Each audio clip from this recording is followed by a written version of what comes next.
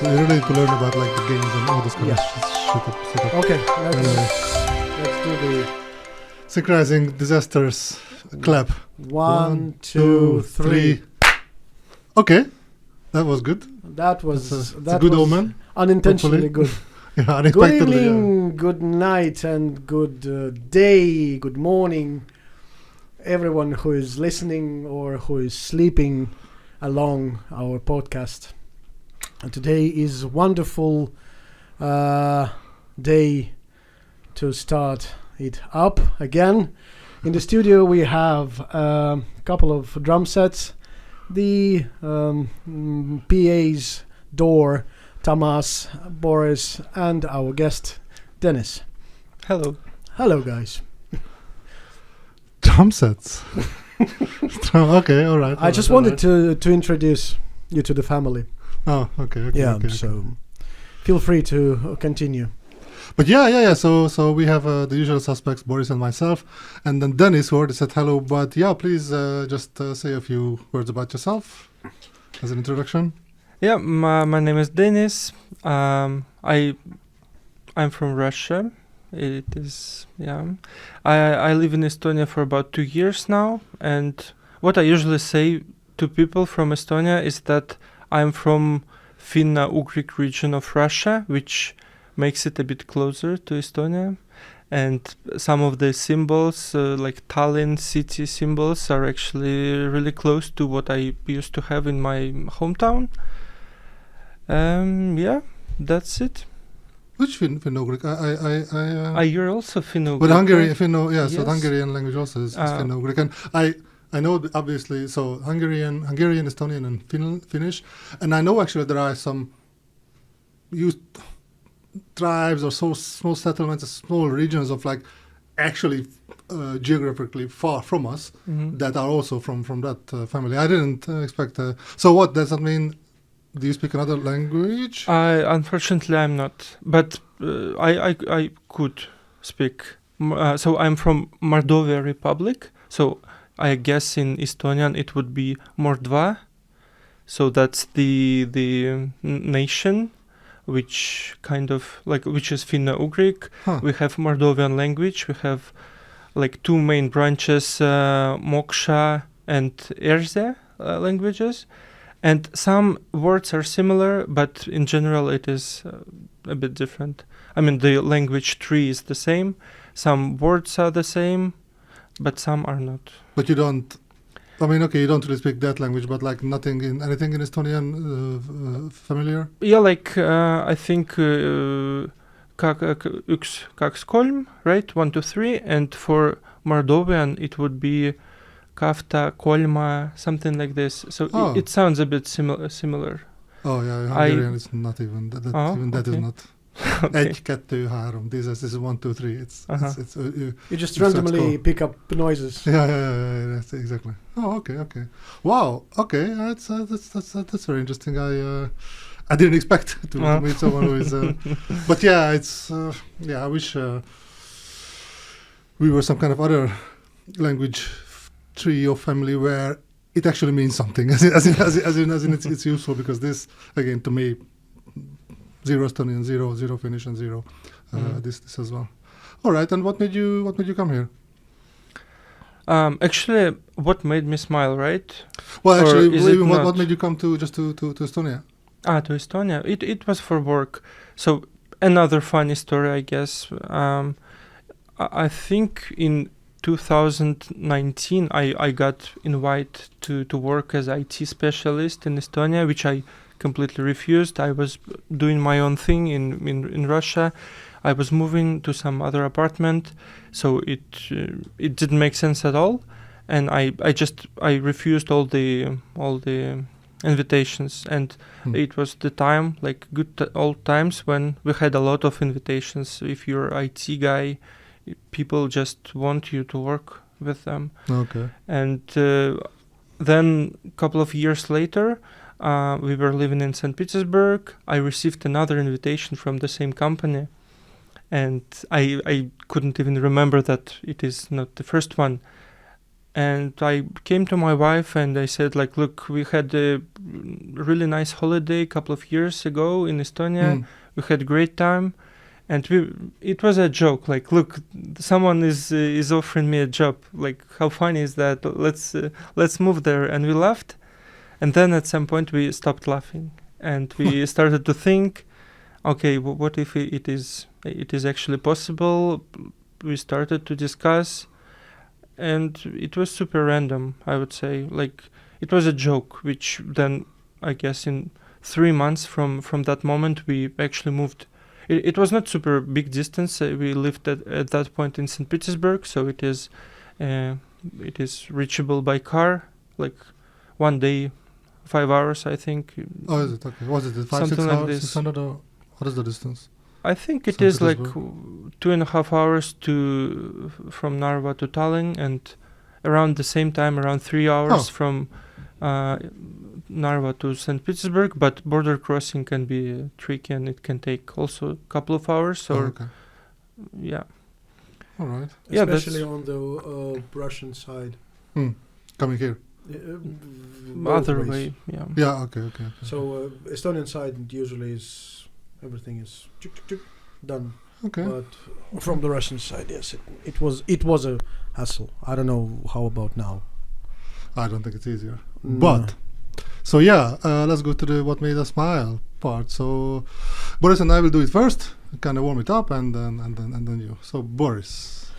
I was lucky enough to have a good chunk of smile looking at my friend Tamas playing the drums. Oh, on the was it smiling or was it laughing?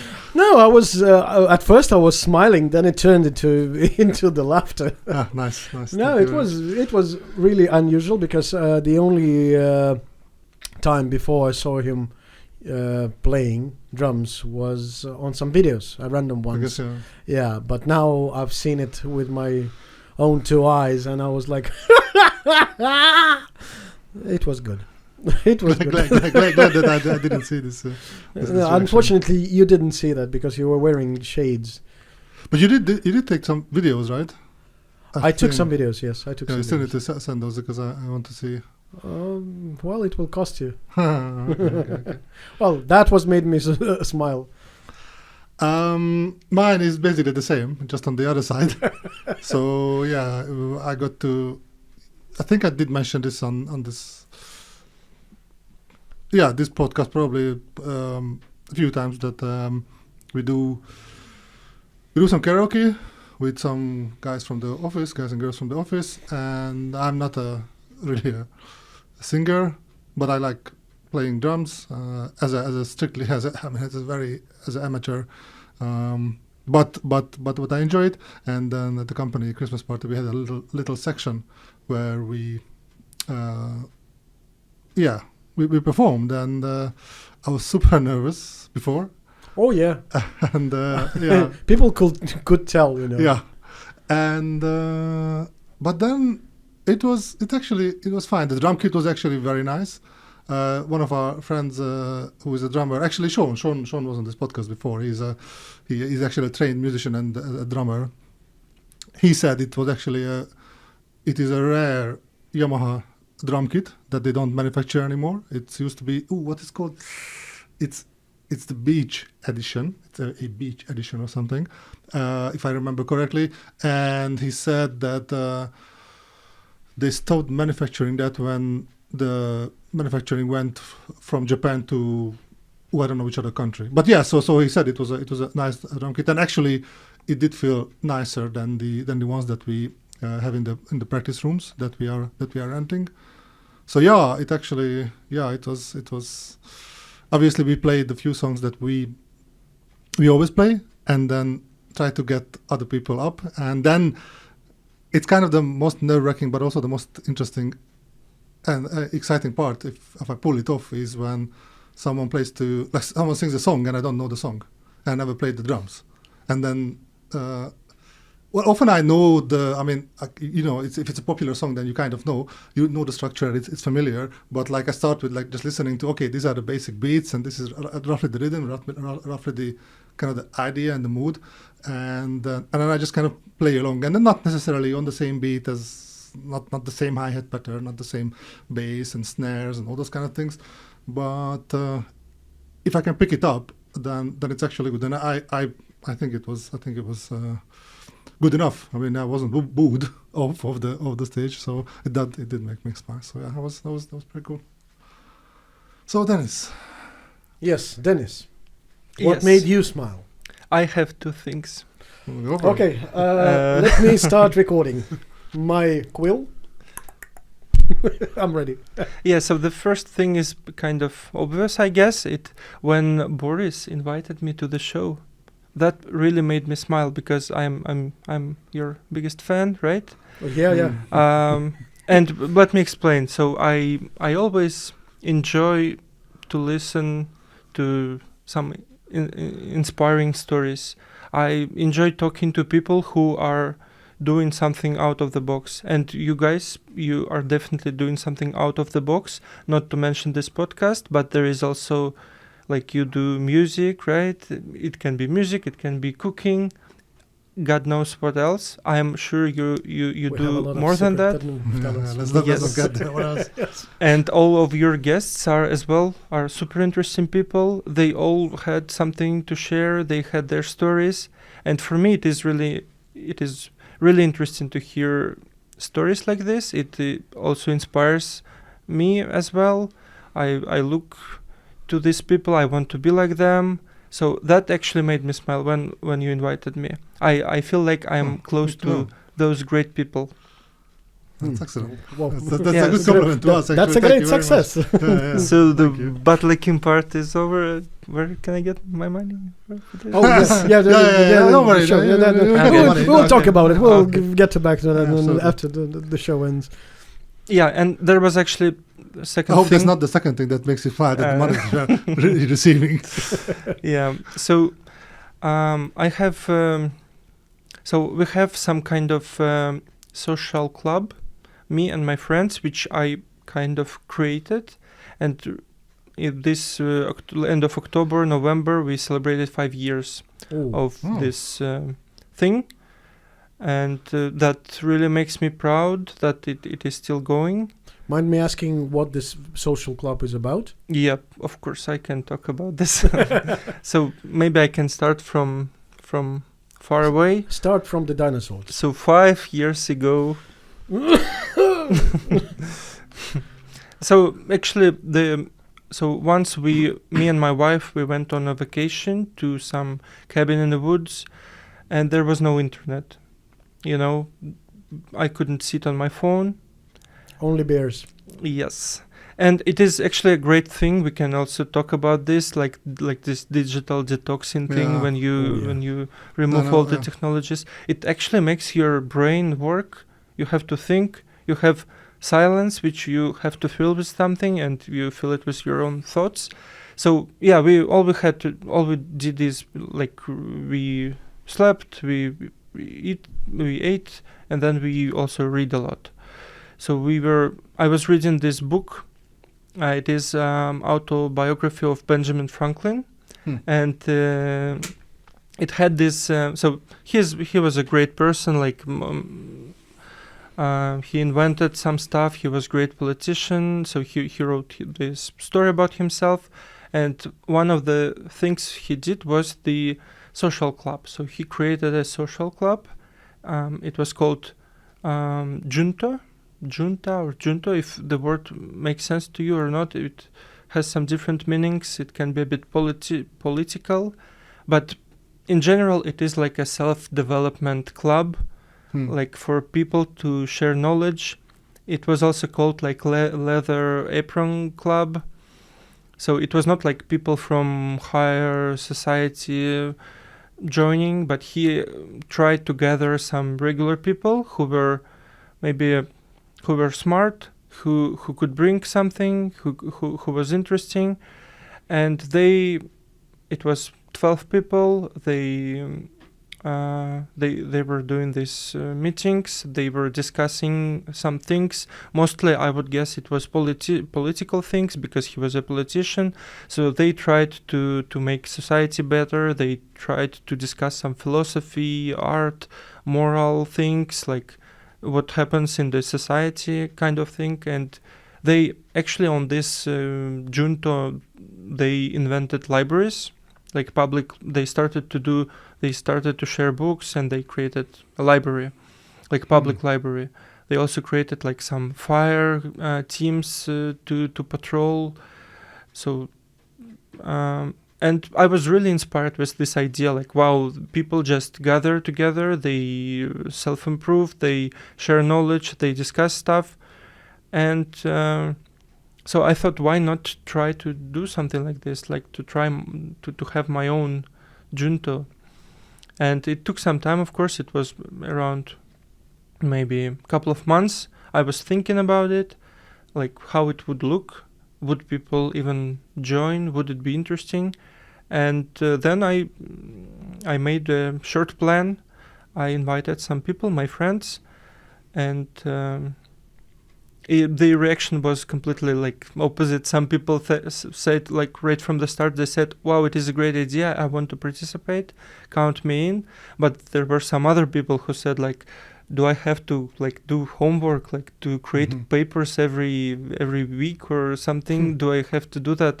I'm not in school, I don't want to do that. And it is fine. It is obvious that not everyone finds this interesting, but the idea is that it is called Franklin's Subotnik, or if the word makes sense to you, probably not. No. Like Franklin's Saturday, but this word also has this like. So during the Soviet times, on Saturdays, it was kind of a big thing when people were gathering together to do some labor work, like cleaning, I don't know, yards or like each other's. Yeah. So this commune thing, it was called Subotnik. Mind me asking, do you have some sort of strict amount of people, or like everyone is free to join? No, I would say it is pretty close. So we are not public at all. Okay. And it is mostly like my friends or people I know. Recently we have one more member who I didn't know, and it was a good addition actually. But so yeah, it is. We started, I think it was maybe 5 or 6 people with me. So and then a couple of people dropped off, and then we were left at 4 people who were every week they were attending. So it's a weekly yeah, thing. it is. It happens every week, and for 5 years it happened every week. We of course sometimes we skip, sometimes we have some things. It's pretty impressive that you could kind of maintain that kind of thing. Yes, yeah, and so we rotate. Like every week, someone has to prepare a talk. Like so that the question, the answer to that question, someone was asking if there's homework or something. That yes, yes, there is a homework. Like and it is. It can be a couple of hours you have to prepare for this. So you have to come up with some kind of talk. And at first, of course, we talked about things we know the most. Like one person, he knows something special or something he likes to do. So he talks about his hobby or whatever. But then at some point those topics they depleted. So we don't have anything like extra to share. So we actually have to prepare to come up with something, to make a research before presenting. But of course it is not like super official. Sometimes we can play games. We can think about something. We have a special format when there is no host, everyone is preparing something small, maybe smaller. But yeah, that's how it goes. I think we had more than 100 meetings already. So what happens? So like someone, first of all, how long are these sessions? Like as in like when you're together? It is. I think it is usually 2 or 3 hours. So and then what? Someone just basically brings a topic and gives some presentation or some kind of this knowledge sharing, and then the rest is a discussion around that. That was Yeah, that's the point. Originally, we wanted to keep it under 45 minutes to have the actual talk, and then the rest would be the discussion. But sometimes it is hard to predict, or sometimes discussion starts a bit early or starts in between. So we had, I think, situations when talk actually took like 2 hours, which is a bit wrong and against our rules, which we wanted to keep. But yeah, that's how it goes. It is not formal meeting, it is informal. It is actually online because not everyone is in the same. So it is a bit unfortunate, but that's how it actually started like this, because when we started it was COVID times. So and I guess partially that's how it started to work, because we had we had social distance. We were a bit probably lonely. We didn't talk too much with other people. We didn't meet. So we thought like, okay, it was really like a fresh thing to do, like during those lonely COVID times. At least for me, it felt like this. So, yeah. And this now has been going for 5 years. Yeah. Wow. So we recently celebrated. We online. made. Yes, we celebrated online. So it was a regular meeting, but we played a game instead of discussing. We do that usually for end of the year. We already for a couple of years we do what, where, when game. If it makes sense to you, it is an intellectual game. Do you know that? Say the name again. What, where, when. No. Что, где, когда. Oh, okay. Now that you're saying that in Russian, yes, of course I know it. It's again. This is probably a Russian invention. I don't know if there are any analog. What's the game? It's a kind of intellectual casino. At least they position it like that. So there are questions from the viewers. TV yes. show? Yeah. Okay. Very tricky the questions. So this was a TV show, kind of. Yes. It is still. And you have to give the correct answer, and each. So first they start the. So what is it? What, where, when? What was the English? What? What, where, when. What, where, when? Okay. So that's the name of the. Yeah. So they kind of have this improvised roulette table, and they just randomly pick up the envelope with a question. Then the dealer reads the question, or it's a video question, whatever. And then these people who sit around the table, usually this is one team, they have 1 minute. Yeah, 1 minute. 1 minute of discussion, and then they have to give the answer. Or they have to guess what is in the black box, for instance. They just have some sort of slight hint of, I don't know, anything. But how is the what, where, when comes in? It's... No, I mean, I thought like, it's like structure, that like there's something that you need to... It's not as structure, it's just, it could be literally any question. Oh, so it could be something that is a what, something that's a where. So it's not a sequence of like... Exactly, it's just a name of it. Okay. And the main point of this game is that you don't have to know the answer. You don't have to have some special knowledge to answer. It is always some logical thing, which you, with the 6 people, with the team, you should be able to come up in 1 minute. You should discuss. It is based on just common like school knowledge, but there is some kind of trick which helps you, like you use information from the question to come up with an answer, something like this. So it is not like I know something like the capital of some country. It is not like this.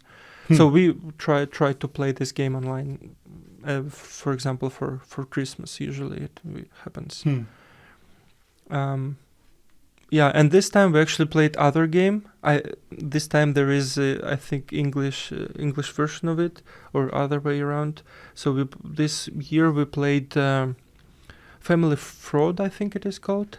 Family Feud. I think. Family Feud. I kind of heard the name, but It's I don't know. I know that this is in States they have this, Is it not the? Is it? but I have no idea how it goes. Is it?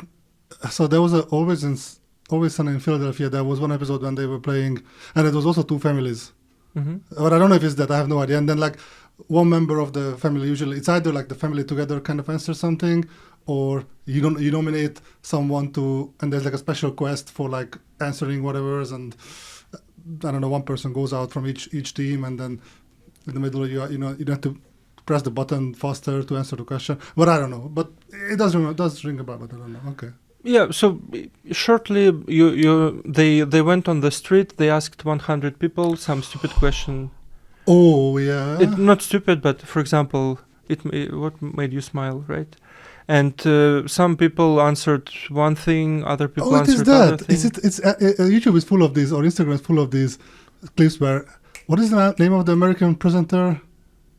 He's like a, but basically like, is it not that one like when like the screen has like, I don't know, like 5 or 10 answers, and like, yeah, you just need to guess kind of what, and then they will say, 5% of the people actually said this. Yeah. Okay. It was that actually in Always Sunny as well, I think, yeah.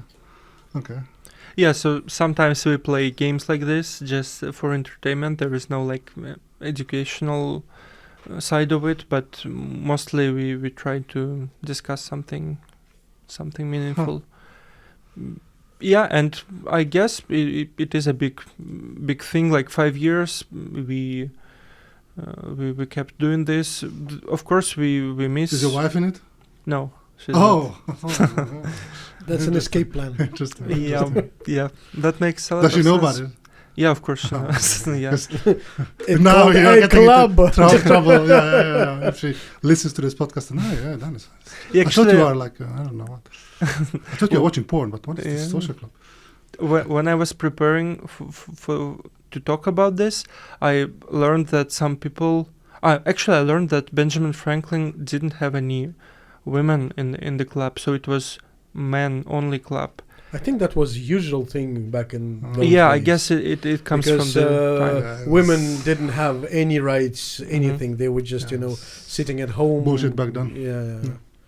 Yeah, and then I watched some videos on YouTube where people actually organized their own clubs like this, and they position it as men only, and from what it sounds like it is a main thing, like there is no women in this club, and they bring it as a really strong feature of the club. But when I was reading the book, it never actually, I never realized that there were no, I'm not sure if he even mentioned that.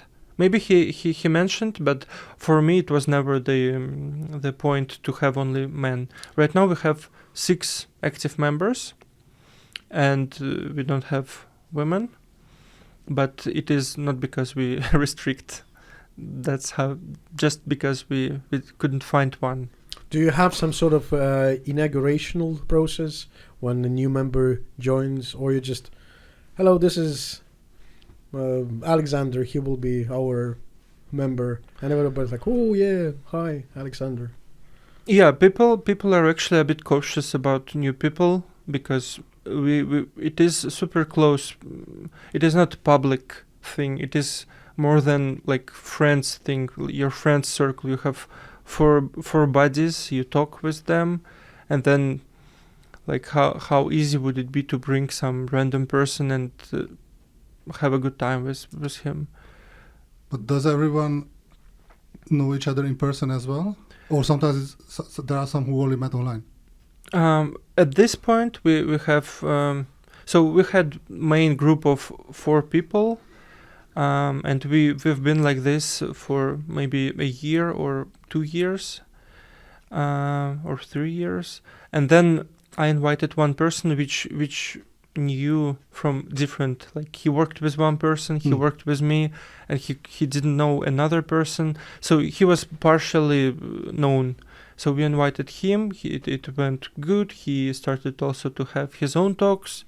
He started to participate. He was attending, And then recently, I think maybe last winter, another, not me, but another person invited another person, which I think no one knows except that person. Only one. Okay. So he recommended him, like, look, I want to invite this guy. He's a nice guy. What do you think? Okay, let's try.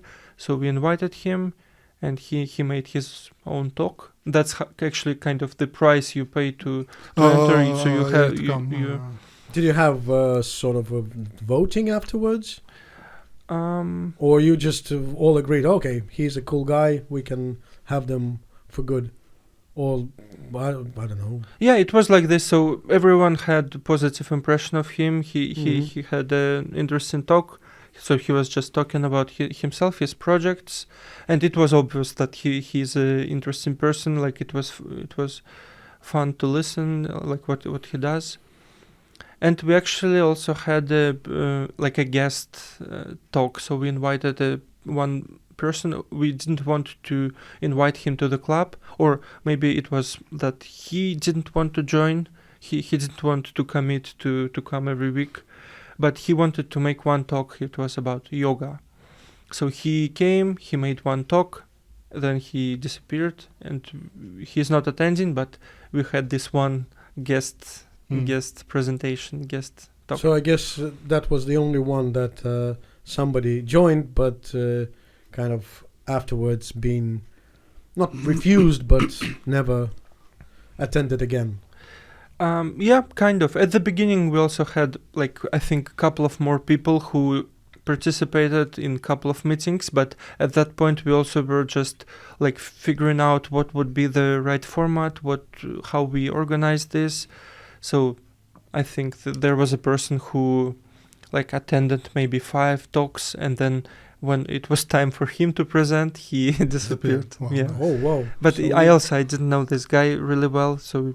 Is everyone in Tallinn? No one is Tallinn actually, isn't from Tallinn actually. So. So you never really... I wanted to ask if, do you have okay, let's meet once a year or something?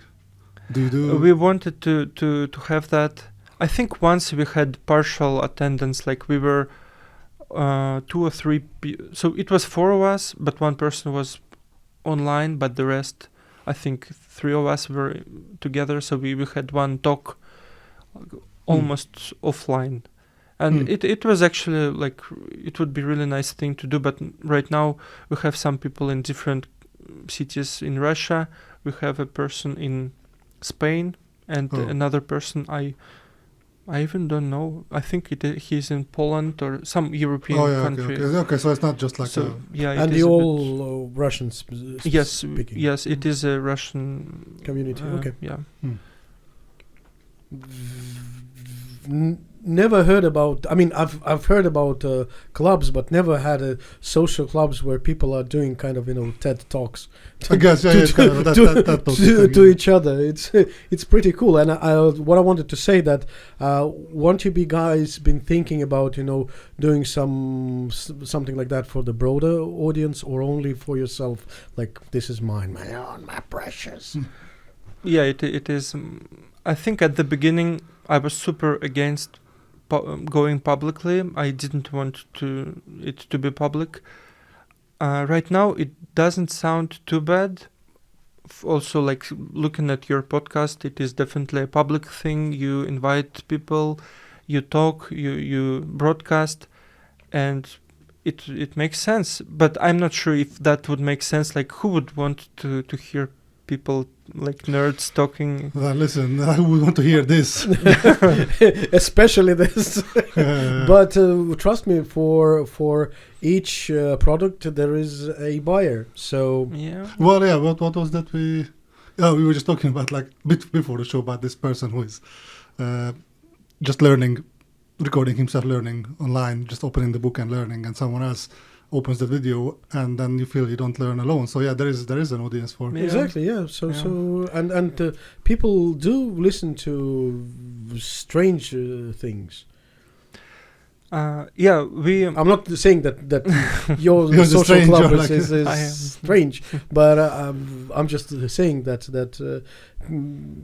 a lot of people are searching for this sort of things, and if you have interesting talks, interesting topics, and interesting coverage of those topics, I mean, there are plenty of fish in the pond. We had a back in South Africa social club. It wasn't like presentation, but it was a dinner club. So it was, I think, 5 of us, and it was once a month where we just went. It was always someone else's round to recommend a restaurant, and then others had to come. Is it like yes, if you can't make it, you don't come. But it's not like I don't like this restaurant, go somewhere else or whatever. There's no that. If I've chosen this, then everyone, that is the place. And it's good. It's good that it was mostly from work. The only non-work member was when someone actually left work but stayed with us. And the pictures are just popping up now in Facebook. There was one in Christmas time, and we just had the picture where we're all just opened the Christmas crackers, and in that there's this English thing that and then there's always a little crown, paper crown on it, and everyone was just sitting there with the crown on their head, and they're fun memories. It's good. But have you been discussing the food afterwards, or what? No, nothing. We went for dinner. So we are there. Yeah, we go for dinner. Random talk and had some. Not talk. No talk. Oh, you were mute all the time. It was a dinner club. Yeah, but so we go to the restaurant. So we are together. The point is, we just go to. Yeah, but were you communicating, using your mouth not only for chewing? No. We were just obviously didn't talk to each other. What I'm saying is there wasn't no one brought a topic to like this format. It was just we just go somewhere. We spend time together and catch up basically with each other. The ketchup is everywhere. Ketchup and mustard and horseradish. Yeah. So it was that. Well, it was fun. It's. I was thinking of doing something like this here, but I don't know. It just never. Well, I never really put any effort into, and it's even back then it just kind of formed.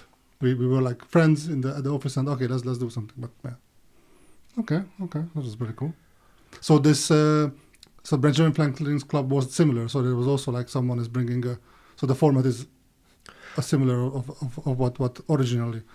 I think it was a bit different. They were focusing more on society and some political questions, but I think everyone had to bring something it was maybe a social network.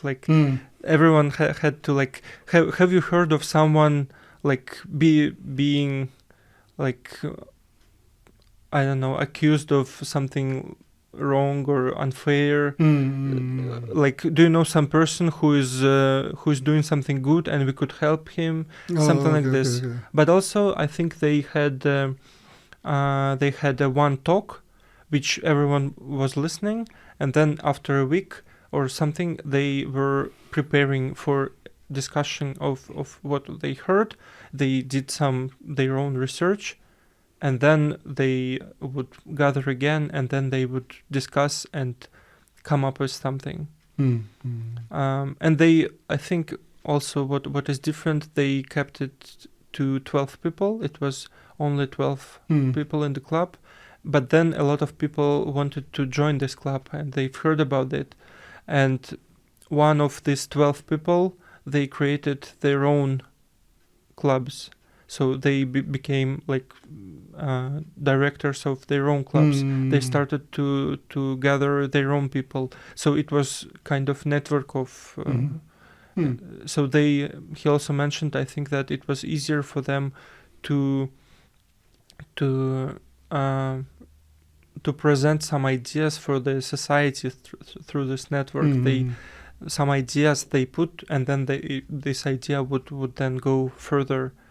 I guess they were in a position of because Benjamin Franklin, and not like you Yes. publish something and Denis, one question: those topics that you are covering, do you have to pick it yourself as the speaker, or you have some sort of pool of ideas that people can just randomly pick up these themes and then prepare some sort of talk? How it goes? How does it go?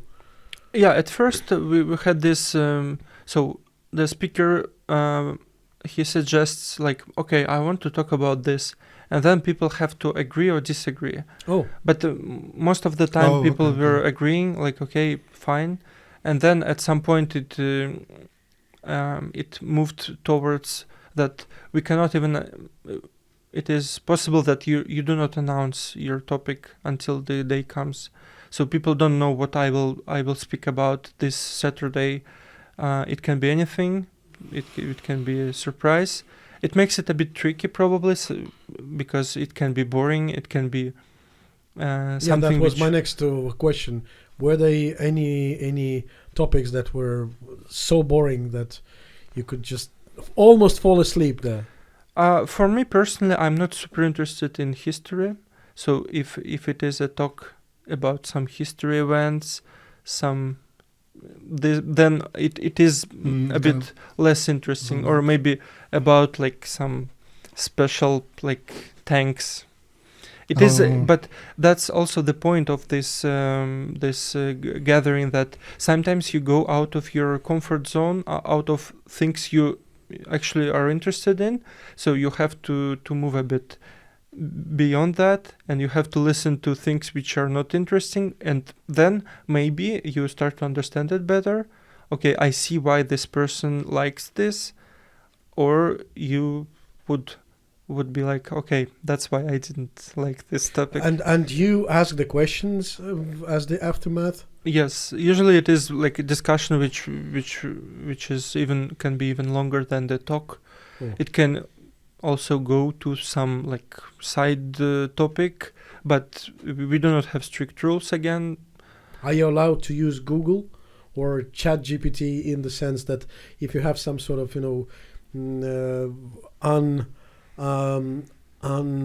how can I put it? Some fact that hasn't been confirmed, and you want to check it, are you allowed to use it? Yeah, of course. Okay. Why not? Like everyone is allowed to, and it happens also. Like you start to speak about some subject, and other person is expert in the subject. He knows more than you. It can also happen. So sometimes also we have double talks when two people together speak. Maybe some part one person covers and some part other person. Or it can be that comments are actually like you say something, and then person who listens to your talk, he actually adds something super valuable as well. So it happens, so of course, yeah. So I have one more question before we move to the next section. Was there what was the most controversial topic, or was there ever something as controversial that was like half of the audience was like, hey, what the... Yeah, so once I actually did one myself, I think. So at first we agreed to not cover any political topics, and I'm not a political person. I don't understand a lot of things, so I just wanted to know some things, to ask from people, and my questions were a bit stupid, maybe, and so it was. For me personally, it was a bit messy conversation. But there was no fallout. There was no hard feelings. No one was like... I don't think there was. I hope there was no hard feelings. And other talk probably. So we had a talk about naked women. Oh. So one person Wow. prepared a talk about naked women. It was a bit maybe like how to put it, something out of the box. Yeah. Al Pacino would say, hoo-ha. Yeah, he had nice slides. Whoa, no. Right. Now we're talking. Now we're cooking. So, shoot. What is your question to us? Yeah, I'm sorry it took a bit longer. That's okay. That's why we're here, to take it longer. Okay. So I had connected my question to the one of the topics we discussed. So I I mentioned that I'm really like I like to hear from people who do something unusual, like who not only work home, sleep, but you guys obviously people who do something extra, something on top. For example, taking shower. Yeah, water from the top. But Yes. so you do this podcast, for example. It is kind of, we can consider it as a hobby of yours. Yeah. It's a hard work. Yeah, it is. I'm sure I see your setup. Work. It is. And my question is, like, at what point for person, hobby stops being a hobby, and when it becomes your actually thing you do in your life, like main thing. It is maybe a bit tricky. Like, for example, you start earning money from this podcast, same amount of money which you do for your work, regular work. Would you change your work to this? And if not, then what would be the condition to do this full time? This podcast, for example, or maybe it can be some other of your hobbies. I know you have some. So, from my side, I can tell that if you like something and you put the soul into it, and you start earning, I kind of do not mind switching over, because let's say that not necessarily your current work is really something that you were really keen to do in your life. Because when we are little kids, we all dream about, I want to be an astronaut, or I don't know, I'm going to heal the puppies, whatever. And when you become a grown-up, you find something that attracts you. Like Tamas is finding his solitude in creating wonderful food. I love singing, and this podcast, it kind of, I never thought about this as a daily job, but if it would start bringing money, then of course, probably, I don't know. But at the same time, with this endeavors, when you are taking hobby and make living out of it, it means that you just can't work, and you can't take it as from 9 to 5 work. You have to kind of dig deeper, start living in it. I don't know. What do you think, T? Sadly, that the way the world is, largely it comes down to money. So if you can pay your bills, if you can, if you can pay your bills, you can pay your mortgage if you have a mortgage, all those things. But beyond the basic needs, it is a good question of like. Like Boris, like if we made money, but we made less money than what we make now, but we could still pay our bills, this or anything else. At what point it is? So basically, it's like what other factors are there that decides kind of, because it's to move over, because things like this. So so hobbies are come from some kind of a love for things. And it's also it's hobby is your choice, so it's totally like a voluntary action. So it's probably something that you like. So definitely it's something that gives you happiness. And just imagine if like how amazing it would be if you could be like always like happy at work, or not always. There will always be things even with your hobby. But the question is like, okay, I make money X, but then I'm not that happy, or I make a little bit less money, but I'm kind of happier, and I'm my own boss, and then it's. I know. As a fact, there is one person I know personally, and this person, I'm not going to tell if it's he or she. This person started a business. This person was obsessed with this business because it started as a hobby. It was a chocolate candies. And this person became very, very, very successful. But the burnout was so deep. The hangover till this day is there. So, and I know that this person is thinking about returning back because it was kind of a big thing. Back to the chocolate or back to what they were doing before? Because the business has been closed. Okay.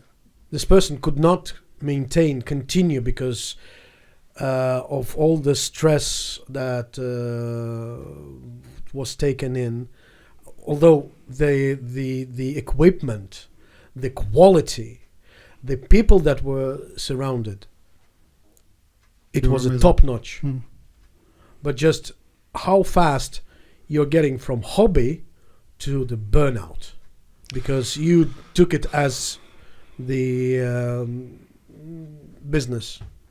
I guess it's also like, so it's a thin line. I guess with if a hobby kind of translates or transforms into something more serious, that is like first of all your source of income, then it becomes more serious, and that at some point probably inevitably it loses some of its relaxed charm. Not even the charm, because the charm might be there, but it's, I mean, no one, which we did have a hiatus, like for like a year and a half. No one says anything. There's no consequence. Yes. But if you kind of switch over to this, so I think there is always the you kind of approach it differently. Plus, I think it's you have to have this somewhat of an entrepreneur-ish mindset. And someone who is comfortable with that parts of the stuff, which I know I am not. Even though I'm doing the this Hungarian stuff, and then I don't even admit it to myself. Maybe sometimes only when I dream. But like, I wish this somehow. You're doing good. No, the private jet. Private jet. That's fine. I have that, but but like it's like I secretly hope like, maybe it's gonna be like a hit. Maybe it's gonna be popular, and then people will come, and then I get to a point where like, maybe it is worth pursuing, but I know I'm not the person who feels comfortable with this with the thing when I need to basically. I need to source my own job, not my own, but my own customers. Cause that's the hard thing. It's when you work for someone, that responsibility is not there. They bring the business. You just like, if you do your job, it's in the contract that you're going to pay me X, and it's fine. And you have to have this personality. There was this last week. I went to there was this startup event.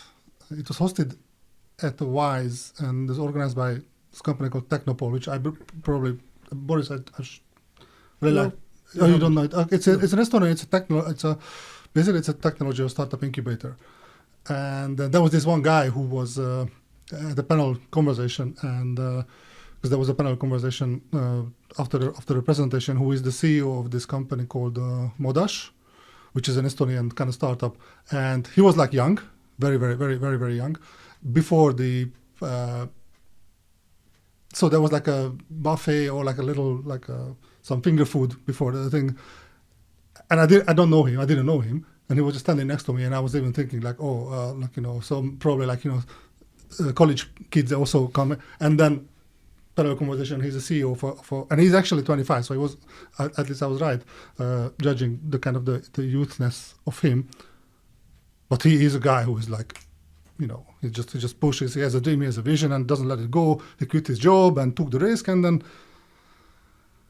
this comfortable kind of way of like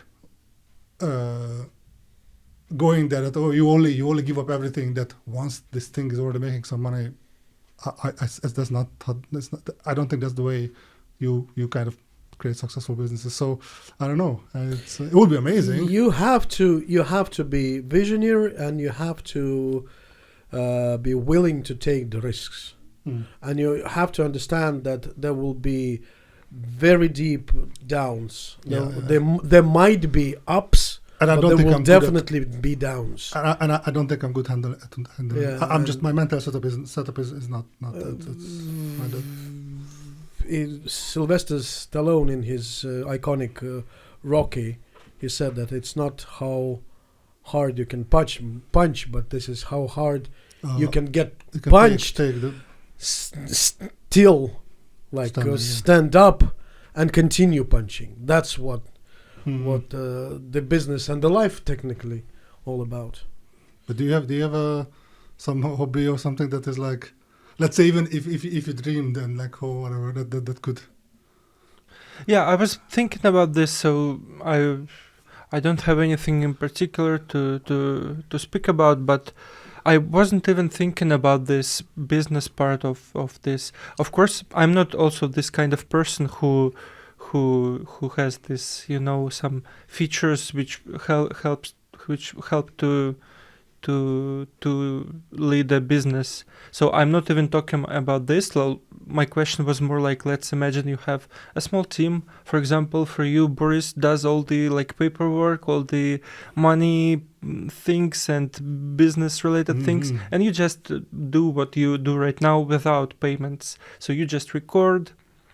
And I think that could work, but it's in such an ideal world that in the ideal world, yes, of course, that would be the dream job, because then we could pick up the guests, we could just have a little preparation and have this I don't know, maybe on the weekly basis, something like that, and that's probably could be named as a dream job or something like that.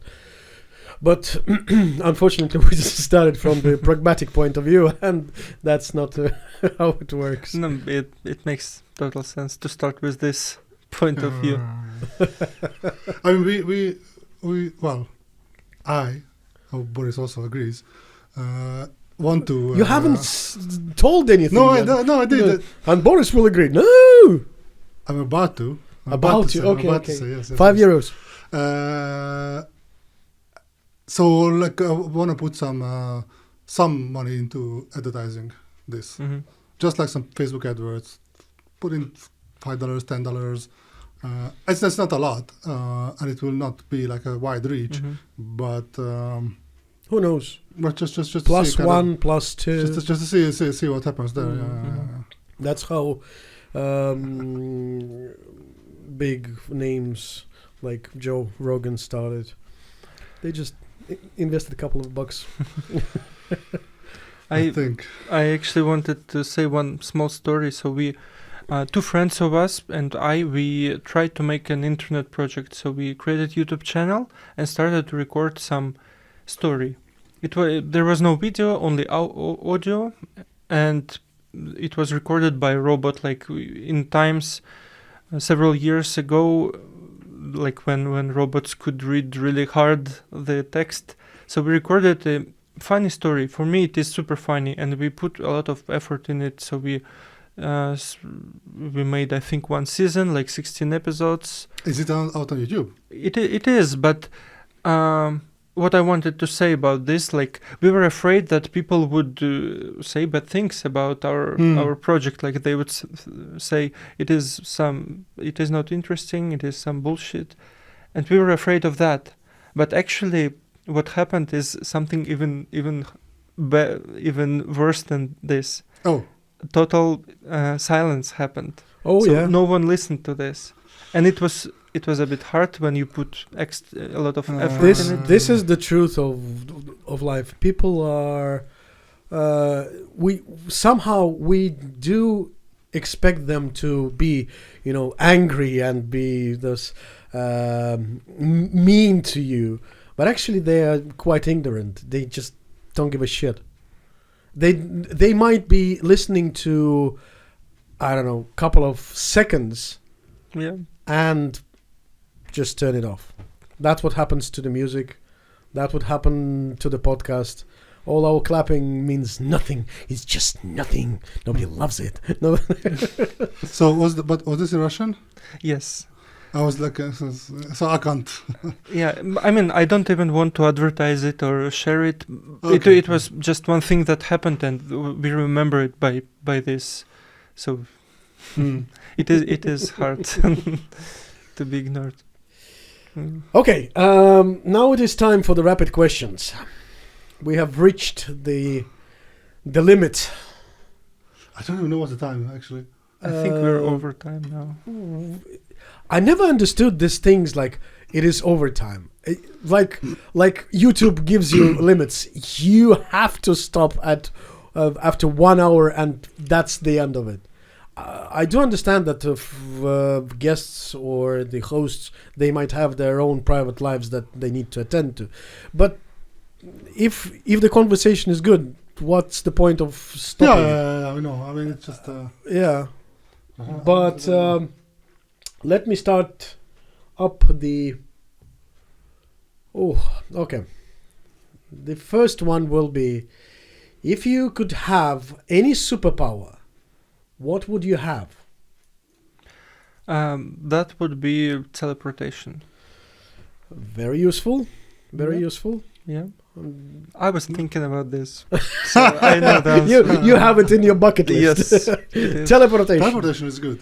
But actually, just imagine, for an instance, the person or the company or, I mean, the group of people that would invent proper teleportation, how fucking rich they will become, like, in an instance. Of course, they will be killed. No, it's beforehand. What I'm thinking is like, is this not one of those that is? It's such an enabler that it's not that like they will be rich, but like the users of it, everyone who uses it can be rich because it's just like so much more. It just enables so much to be done in the world that it's not that like, oh, I'm the patent holder or whatever, and then again, I think it would be like one of those like super enablers. I don't know if it's an expression, but by this I mean is like fusion energy.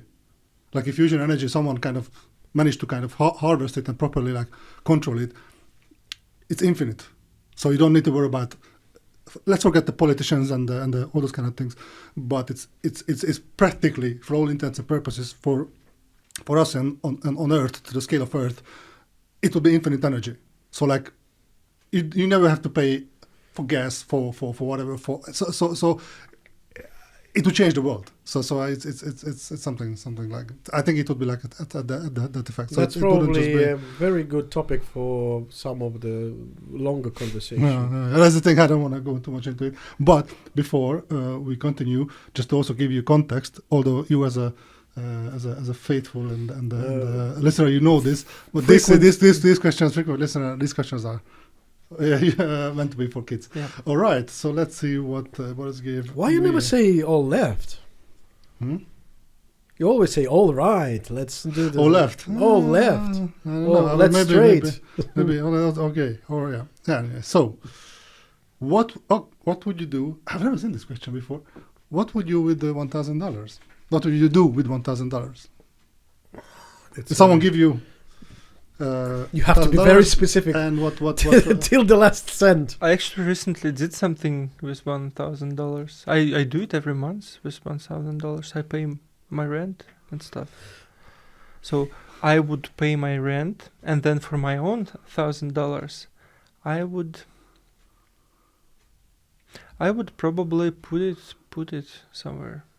Like what, like a savings or something? Yeah, maybe, yeah. Because you know the times now are a bit. Yeah, you have to have something. Have something. I cannot think of something funny right now. Yeah. Okay, it's a very, very reasonable person. Let's invest into the hookers. No, that's what Boris. So that's what Boris would do. Okay, right. Alrighty then. I can't see. What is the ickiest thing you've ever eaten? Bleh. I'm sure there is something. Well, actually, in Estonia and also in Russia, I think you mentioned it in one of the previous talks. The sült. Okay. How is it in English? I have no idea. Meat jelly. Meat jelly. Yeah. Oh, aspic. Aspic. Yeah, so it is something which supposed to be super good, and some people enjoy it. Oh, I love this. I love it. But I never actually also tried. With a horse. So for you, it's a no. It's a no. Yeah, in my childhood they couldn't convince me. Maybe I tried once, then something happened. So, and yeah, I never tried it. But any kind of jello or just this meat? Meat jello. Just this. So other kind of jellos you are Yes, okay with? yes. So maybe I should give it a try. Maybe this would be my New Year resolution or something to try it. Is it good? Well, for me, this is amazing. But Yeah. for instance, I can't stand blood sausages. Mm-hmm. Yeah. I never tried, and it's That's the horrifies idea. me. Yeah. I mean, this aspic is basically broth, but like kind of solidified. So like if you can, I don't know what aspect of it is that kind of freaks you out, and it can totally be something that you can't even explain. It just like, but the experience would be it's like cold broth with the same seasoning. My dad. So we also make this in Hungary, and it's usually a winter thing because it's you can. We have refrigerators now for I don't know how long, so you can do it at any time. But it's a winter stuff when like you make it at home and you just kind of down in the basement or in the garage that is not unheated. It's kind of solidifies, and it is something that we do around Christmas time. And actually, this is one of the things that I just spoke to my parents. We talk every week and on Sundays, and my dad just asked like, should he make the and it's a rhetorical question because basically he always makes, but like I'm really looking forward to like, and we make a lot and we give some neighbors because not everyone because this is like a long process. You cook this for like hours and hours and hours and. My grandmother used to do that for 2 days in a row, like from start to finish, because first you have to boil. Get the gelatinous things and like everything was natural, so she was boiling the bones. And I might just stop in a shop on the way home and get some of this. Although what they have here is like this kind of pulled meat, whatever. In at least what we make is like it's not pulled meat; it's just like cut. But anyway, that's another topic for another podcast. If you could be any animal, what kind would you be? Well, I recently attended Estonian class, so we had to answer this question, and I selected to be a turtle. Oh. Do you know? I mean, why? Yeah, that's actually it is like from childhood. I really liked turtles. I think they are super cool. Did you have like a little turtle pet? My friend did. My friend had one, and Okay, turtle or a snapper? Or ninja turtle. No, ninja turtle. Yeah, of course it was. Snappers. They are. What is a snapper? Snappers. These are also turtles, but they are predators. Oh yeah, they can easily hunt birds, little creatures. Yeah. No, because I only know the. So their jaws are like two. Or like spike, or like kind of like spikes. Yes. Yeah, so they like a beak. Yeah, beaks. Sorry. Yes. Very dangerous ones. Oh, I didn't know about that. And they're pretty fast as well. Oh. So turtles are slow and funny, and there are snappers. Oh yeah. Okay. But I assume you are more. I would be not a predator. Turtle. Yeah. It's a cute with a bit of the ninja. Yes, yes, and the pizza. And the pizza. The pizza is the best part. Okay. My God, it's so bright in here today. Oh, what is your favorite food? Wow, we just talked about this. That would actually be pizza. Oh, I really like pizza. Okay, do you have any particular pizza that you, or just? I mean, the pineapple is good. Pizza. I actually like pineapple pizza. What I hate is olives in the pizza. Yeah, olives is something I don't remove them, but like I'm also don't get excited about like olives on pizza. Everything is so wrong nowadays. But my favorite kind of pizza, I think, is one I would do at home. Okay. So homemade, and so I guess it is a bit unusual ingredient. What we put, like my family also in my childhood put, is boiled egg. So you crush boiled egg. Oh, you crush it? Oh, so not sliced. You kind of mash it, or like yes, you crush it. You don't slice it, but you crush it like. We actually have something similar. No, it's not pizza, but like we just call it warm sandwich. I don't know what's the English name for it, but basically what it is really just like you kind of have like thick slices of bread and not this square pre-sliced something, but you buy a loaf of bread and you kind of slice it and then some butter, and then the topping is like crushed eggs, and then you also buy some this spam or whatever it's called. This like can in a meat in a can, and then you mix that, and then some paprika, kind of cream, and some salt and whatever, and that's where the crushed egg, and you just spread that, and it's a nice thick layer on the bread, and then just sprinkle some grated cheese, and then just into either the oven, or there were actually these sandwich makers, which is just it has a few this heat metal thing, that kind of glows. So you just put it in there, and it can mash the cheese, like a grill. Yeah. I guess like a small grill, and that's why we have the crushed egg thing. So that's nice creamy things. Okay. Yeah, we actually do that at home as well. Like not pizza, but regular bread in the oven, and we also put egg there. So yeah, it sounds super cool. No, I can't decide what to like. On the way home, should I buy aspic? Should I order like a pineapple pizza, or actually make some of this sandwich? Just drink water and go to sleep. Or that's also not a bad idea. Before I go to sleep. So what do you want to be when you grow up? This becomes a very traditional question. I think we should maintain it like a staple. Yeah. Should I answer what I wanted to become, or is it actually right now? Because I can. It is up to you. This is your answer. Okay. So when I grow up, I want to be an artist. I want to do paintings. Oh, okay. I want to have oil. Are you good at that? No, I am not. I had never tried oil. But you want to. I want to be one. Okay. Yeah, that's the dream. That's good. That's good. Has. Yeah. But have you tried those numbered paintings? No. Oh, that's cheating. I know. But you have to start somewhere. I have to have a dream, which is that's unfulfilled. I will not start. I just want to dream about this. So Denis the artist. Yeah. Sounds really, really cool. Oh my God. The last question from my side. Whoa. If you opened the store, what would you sell? I would sell books.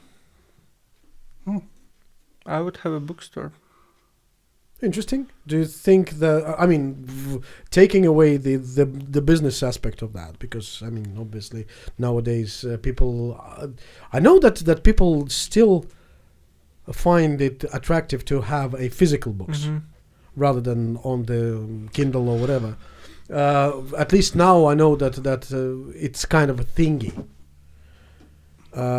But taking this off, do you think that people still read a lot, or they more try to listen to the audiobooks?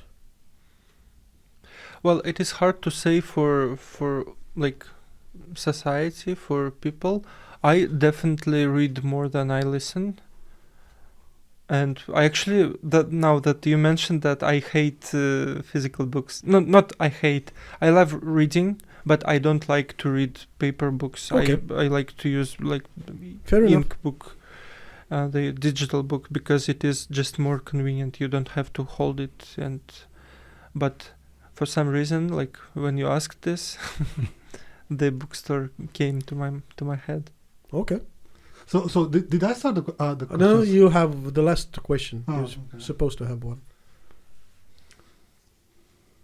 How would you describe your family? It is small. I Small. would discuss. I would say it is small. Is it? Do you have a brother or sister? Do you have siblings? No, I don't have siblings, but I have son.